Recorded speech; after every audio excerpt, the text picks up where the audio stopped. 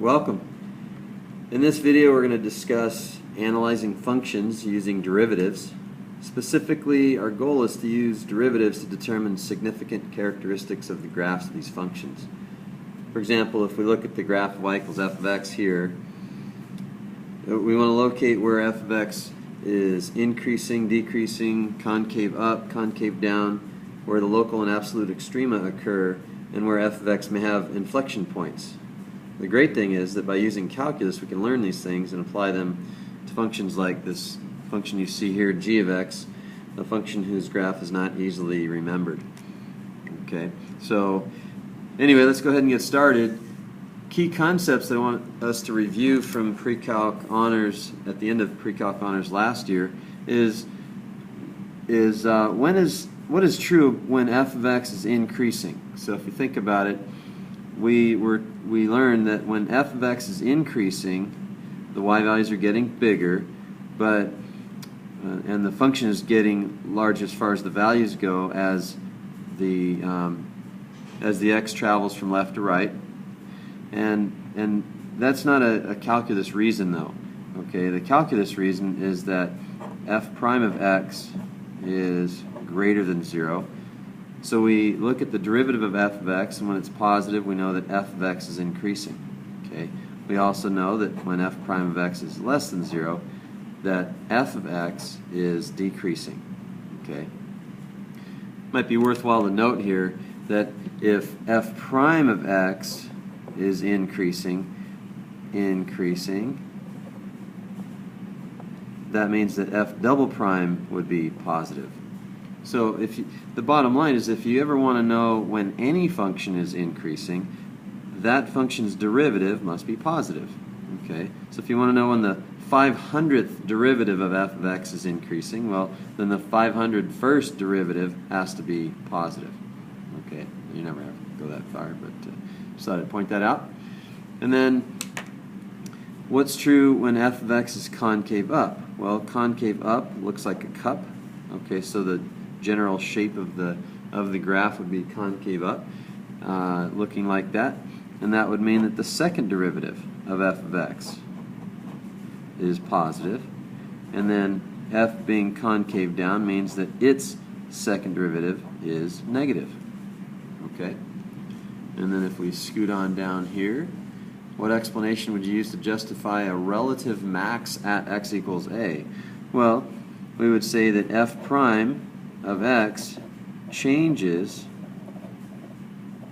from, think about it, a relative max. So we have, if we look to the left here, going up and then coming down, but a calculus explanation wouldn't be acceptable to just say that f of x goes from increasing to decreasing at that value, and that's not a calculus reason. The calculus reason is f prime is positive to the left of that critical point, and then it changes to f prime negative.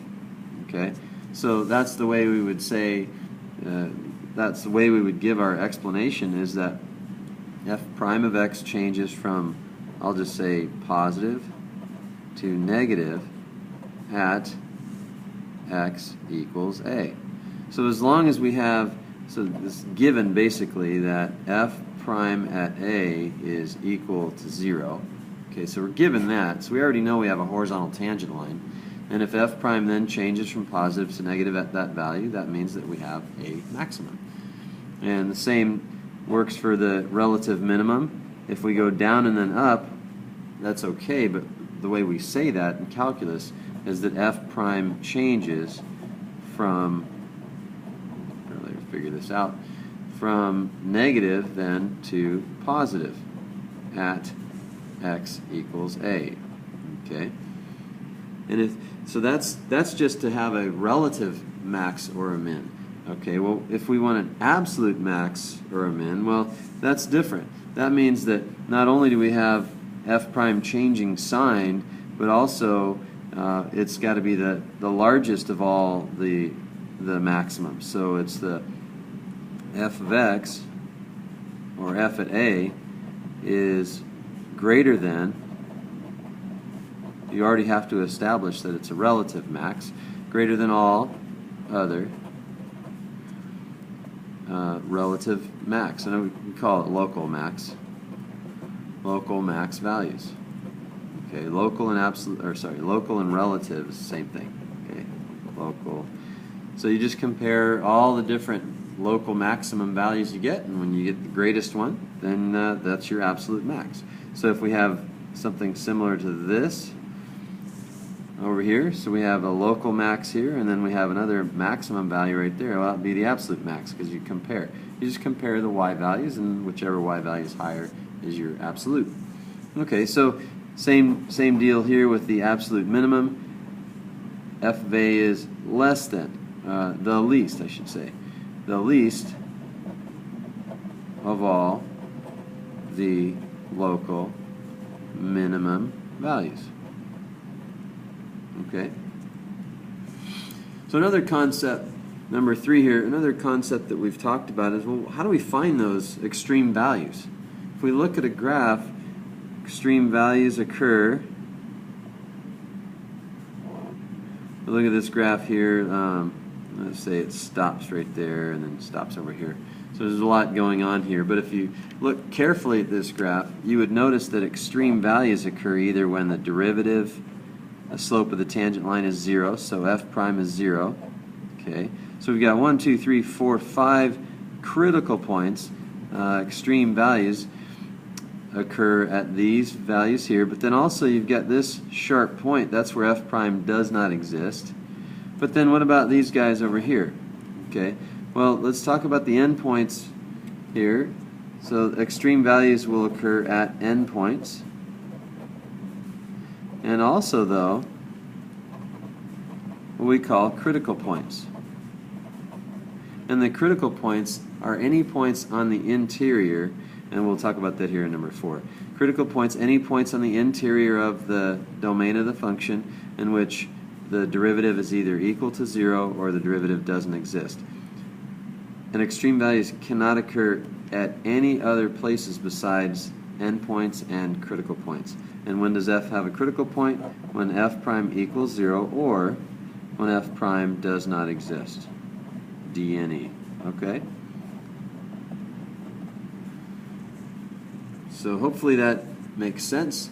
When does f prime have a critical point? Well, this is, could be thinking, well, wait a second, I just defined that. Okay, well, it's important to point out here that no matter what the function is that you're being asked a question of, and this is where AP test creators, they get kind of tricky. They make sure that you understand your concepts.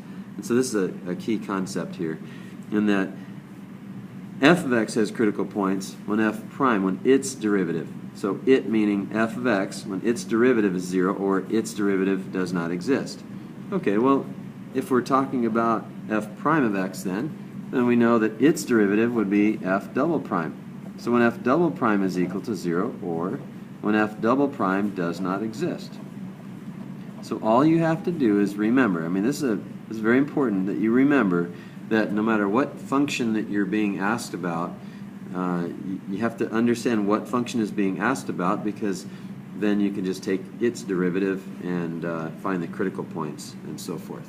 Okay. What is the definition of an inflection point of f of x at x equals a?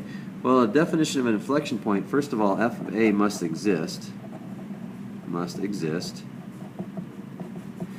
F of x must be continuous. I guess I could just say must be continuous there.